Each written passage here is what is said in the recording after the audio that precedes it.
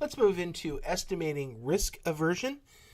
This is a topic that's near and dear to my heart because we use questionnaires to do so. This is what I did my doctoral dissertation on, is these questionnaires. What I found was, and this is no surprise to any investment professional, is that there is no uniformity in these questionnaires whatsoever. They are a very poor judge of risk tolerance for individuals. And in fact, I wrote a chapter in a book. This is a book called Investor Behavior by Kent Baker and Victor Riccardi. Victor's a friend of mine. And we wrote a chapter together in this book. And if we go to the table of contents and I dig through this a little bit, where is it? Chapter, I think it's 18. Yes, here it is. So we have chapter 18 here on investor psychology, risk perception, and risk tolerance. That's me. So we talked quite a bit about risk tolerance in here, unresolved issues in the risk domain, and so on. It's a pretty good book. I strongly urge you, if you're going to be an investment portfolio, to pick yourself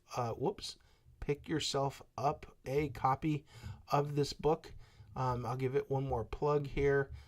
If I can, there it is. Investor Behavior. It's a great book for the psychology of financial planning and investing.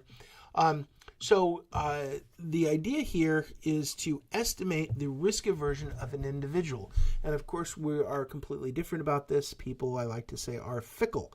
They are not uniform. They don't clump together very easily. And one person's risk is another person's fear. So when you start thinking about this, how are we actually going to estimate your risk aversion? We use questionnaires. We try to look at their examples of risk aversion in the past. We try to figure out how much they would pay to avoid risk. In other words, how much insurance they would buy and things like that.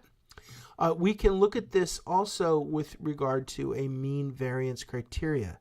So if you think about this, portfolio A dominates portfolio B if the expected return of A is greater than the expected return of B, and the variance, or the standard deviation here, the volatility of the portfolio, is less than the volatility of the other portfolio.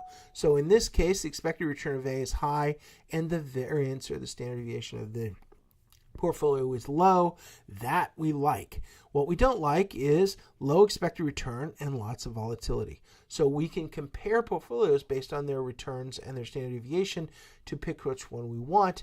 But if they're somewhat equal, we don't know which one we should pick. So the capital allocation across risky portfolios versus risk-free portfolios is the question. So the question in every investor's mind is, why would I take any risk? What is my return for taking that risk? And should I take that risk? So the choice among all the broad asset classes is our asset allocation. So are we going to allocate money to, in our personal lives, do we allocate money to a house?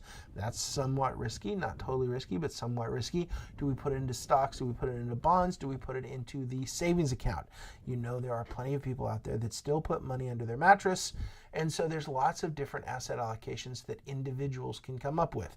Corporations, not so much. If you're a public company, there's only one place to put all of your money, which is into enhancing shareholder returns. And so you're not going to bury it into your mattress.